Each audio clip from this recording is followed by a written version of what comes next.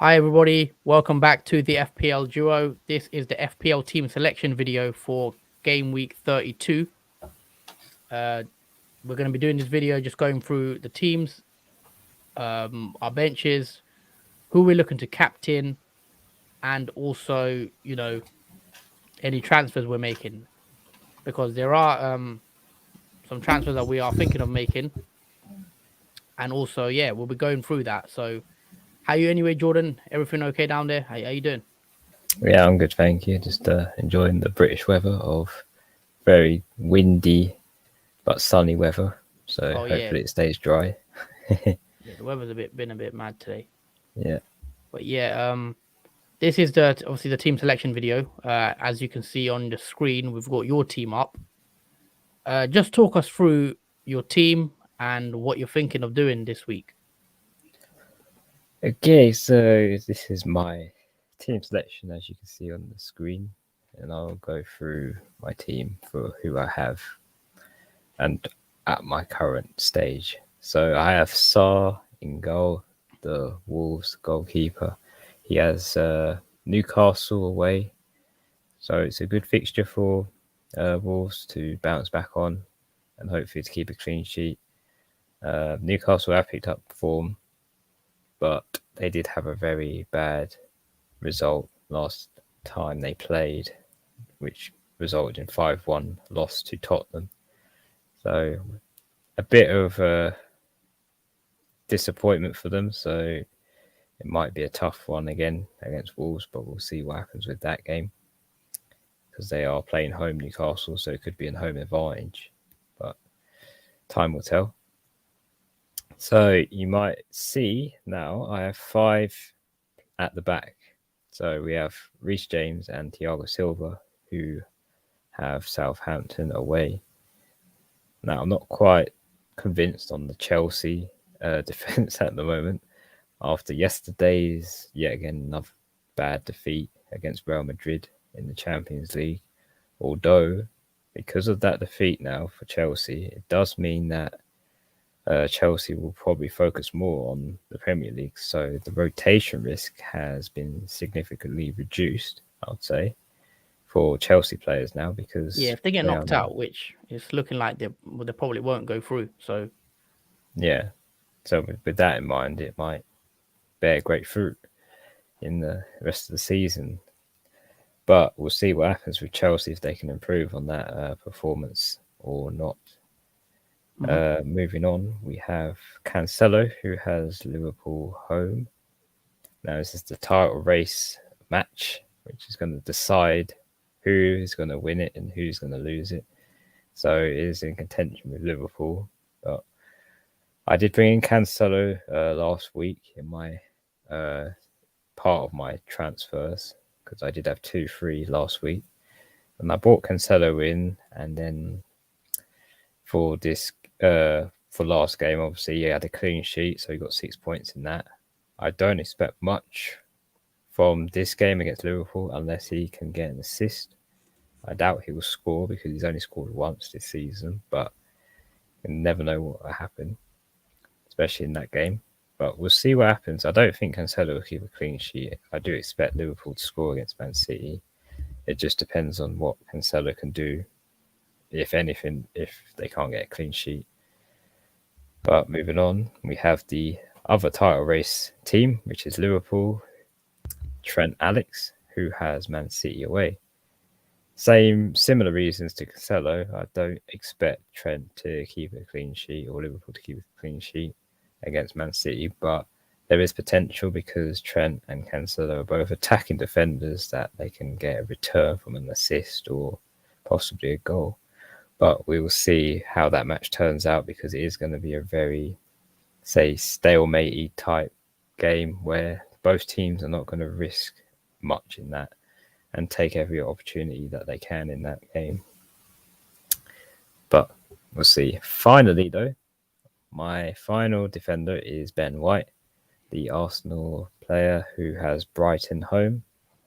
It's a very comfortable fixture despite Arsenal's defeat against Crystal Palace previously. I think Brighton should be a I wouldn't say a walk in the park, but a much more easier fixture for them, especially when they're playing at Emirates Stadium. So they have got the home advantage, and Brighton's defence has looked a bit weary in their previous games. It has become one of the best defence to one of the worst defences in the past 3 or 4 matches now. So we'll see if a clean sheet can be kept for Arsenal in that game. Mm-hmm. So we move on now to the midfield. Yeah, just before we move on to your midfield, Yeah. see, I see you've gone, 5-4-1. You've gone with big at the back. I think. Do you reckon that's moving forward from now to the end of the season? Do you think that's the way forward with big at the back and then having one striker because there's not many good strikers now in the game? Do you think 5-4-1 or 4-5-1 is the way from now on? Yeah, I think 5-4 or 5-4 is the best way. I don't think there's much contention to bring in any more forwards besides Kane. There's not really been any other potential one that you can use up for the end of the season that have good fixtures as well. Mm-hmm. Yeah, there's not much to pick from apart from Kane, who seems to be the best on form forward at the moment, coming up to the end of the season. So yeah, the main focus is the midfield and defence. I'd say is where you'd be stacking your player numbers in for your teams, especially with the double game weeks. So I don't really want to rely on a forward much apart from Kane. Mm-hmm. Okay, so let's go through the midfield as well with us. Okay, so the midfield we have Coutinho, the Aston Villa midfielder who has Tottenham at home. Again, this is a very interesting one because we know Aston Villa haven't had a great set of results in their games recently, especially Coutinho as well. I think he's blanked in the last 4 games now. He hasn't had any returns. But with Tottenham's game, it's uncertain whether Aston Villa can even get a return in that either. Coutinho especially, I'm not totally confident with that game, but I'm going to play him anyway because on my bench there's not really any player would play him over Coutinho. So we'll just have to see. I've got Kane as well in the team, so they both play each other. So there's nothing to lose there if one or the other gets something or neither. But moving on, we have Martinelli and Saka, 2 Arsenal midfielders who are Brighton home. This completes my triple Arsenal. So again, same reason, similar to Ben White. I think Arsenal can get good returns on Brighton game at home, very favourable. And especially I put the captaincy armband on Saka because I do think he's going to be a favourite pick in contention with Kane as well as a favourite pick for his game. But I have gone with Saka with it because I do think the home advantage does bring a better advantage over the team because obviously the crowd do their part as well in the football match. So yeah, Saka is the captaincy pick for this week. So hopefully he can get a return or even more from that. So the final midfielder is Salah, who has Man City away. Again, this could be a pretty tough one for Salah. I mean, you've seen he's struggling at the moment. He's had quite a few blanks in his previous matches and has looked a little bit leggy, like similar to Antonio because of all the matches he has played, especially Liverpool playing Benfica the other day. It's a constant fixture run for Liverpool. It's going to be a test of fitness for them because they are all in the cups that they can be in at the moment. So they're going to play a lot of football over the few months. Mm-hmm. But we'll see what happens with Salah. You never know; he could bounce back in that game with something. Could shock those who sold him out. But yeah, moving on to the final player, who is Harry Kane, the Tottenham forward, who is my vice captaincy pick if anything happens to Saka. So he has Aston Villa away, And we've seen how well Tottenham have been, especially in their last match against Newcastle, how dangerous they can be on their attack, especially with Son, Qgvfzs, and Kane in the mix as well. Especially from Doherty, well, who's shown through in the defence for that in that game, which a lot of Doherty owners will be very happy with. But Kane is the vice captaincy pick. I mean, a lot of people will have Kane as a captain, and maybe not. It's going to be between Saka or Kane, I think, for that captaincy armband. But despite Tottenham winning 5-1 against Newcastle, Kane only had an assist in that match. So that does sway me more to Saka captaincy in this week. But we will see what happens. So Yeah. on my team, you're not doing any transfers, are you? Are you rolling out, I assume? What's yeah, your I think transfer plans? the transfer plans, I think I'm going to roll this week. I think the reschedulements of the fixtures has changed my mind because I was planning to get rid of Coutinho for Maddison to get him in early for the double game week, having 33. But I feel like I've better off rolling it because I do want to hold Coutinho now because he has back-to-back double game weeks coming up soon. Are you going to bring in a Leicester player for 33 next week? Have you decided? Yes, I'm going to bring in the Leicester player for next week, but the decision to make it on is a hard one. Who would you take out? That's the thing. Would you take out Uh, Ramsey? Can you afford to go Ramsey to No, the only player I could take out is Saka. or Coutinho? But Coutinho would double later. Yeah, you have to decide what you do with that one. Yeah, And how because you Arsenal move. play. Yeah, because Arsenal have the less favourable double game week compared to Aston Villa do. Plus, they play an extra double game week than Arsenal as well. Mm-hmm. Plus, Well, I'm definitely going to bring in, I think, Maddison next week.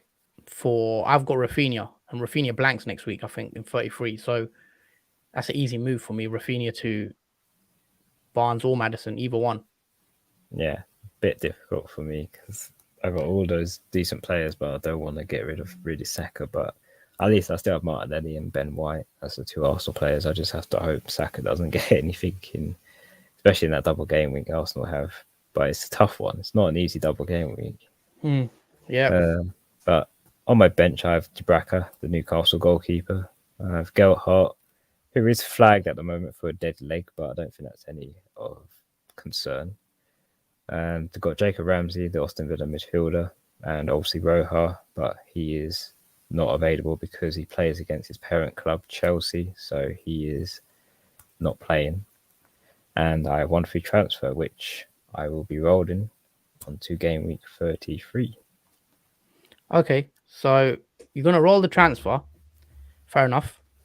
Got a little comment here from Isaac. Are you going to stream tomorrow? Yep, we'll be streaming on the deadline stream at 5:30 UK time. So check us out tomorrow at 5:30. Now, so you're going to roll the transfer. Yeah, that's probably what I'd do if I were you as well. I don't think you need to make any drastic moves. I'd probably do Barnes to Coutinho or Maddison to Coutinho, but as you mentioned, Coutinho does have a double later on. Unless you could do it this week and then bring him back again next week. So you're going to have to decide what you do with that. Yeah, because Let's bring up my team though. Currently, this is what I've got at the moment. I've got Ramsdale playing against Brighton, which is decent. Hopefully, he can keep a clean sheet against Brighton. Now, I've got Trent and Robertson both playing Man City in my defense, and I'm not very, that's not very good. I'd say like having two Liverpool players against Man City. I don't expect us to keep a clean sheet against Man City. So I am thinking of removing Robertson, as I will come on to later, as I do have two free transfers. I've got Reece James against Southampton, and I'm hoping he plays. I do think he can get something from that game. Well, I hope he does. Southampton away, so let's see what he does. I got Doherty playing against Villa away. Now, I could play Doherty, or I could play someone like Weghorst, who is on my bench. But because I've seen how Weghorst has been playing lately, or yesterday, Burnley scored 3 goals. He wasn't even involved in any of the goals. So I might just bench Weghorst and just play Doherty and hope he gets an assist or something. Because Doherty has been playing decent recently and he's been getting a couple of points. So I might play him instead. And then So yeah, that's my back four. Robertson is the one I'm looking to take out, even though I don't really want to take him out. But Cancelo, I want Cancelo long term. I think he might get more points over Robertson in the coming weeks. Or I could even do someone like Kilman out to Dan Burn and get an extra double game week player for 33 and do it early. So yeah, moving into my midfield five, I've got Kulusevski against Aston Villa. I've got Martinelli against Brighton, Saka as well against Brighton, and then Rafinha has Watford, and then Salah has Man City.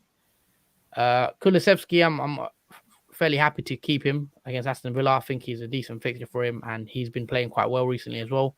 Martinelli and Saka, also decent players against Brighton. I'm hoping Martinelli does get the start. He was benched, I think, in the last game against Palace, so I hope he starts. If not, I've got Weghorst there as well on my bench. Rafinha has Watford, and this is the last week. I'll take Rafinha out next week, so hopefully Rafinha could get me some points before he gets taken out.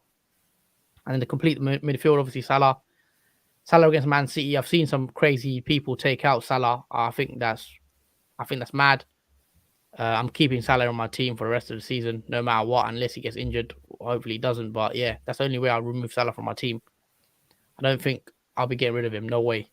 So yeah, that's the midfield five. And then up front, I've got Harry Kane, who is my captain option against Aston Villa.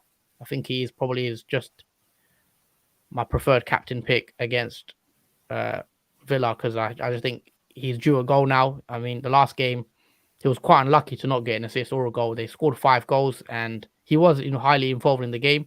I think he was man of the match as well, Sky Sports man of the match, but he didn't score or get an assist. He played very well, but all that was missing was the goals.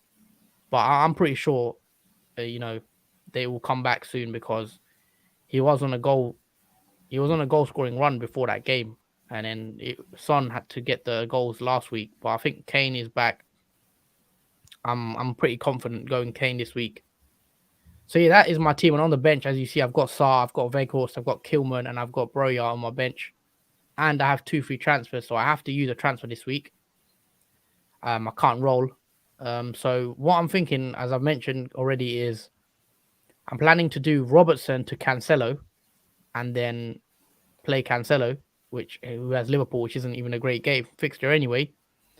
Or I could do something different and do Kilman to Dan Burn of Newcastle, or Shaw. Shaw of Newcastle as well. So either one, Dan Burn or Shaw, get one of them in for Kilman and then play him next week. And yeah, but because Cancelo, I know I'd want Cancelo soon, so that is the worry.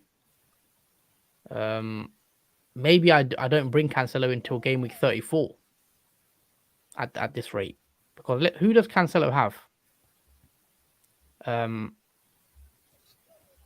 Who does Cancelo have, by the way, next week?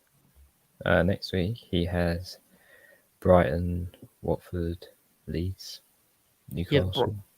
All right, let me just check something quickly.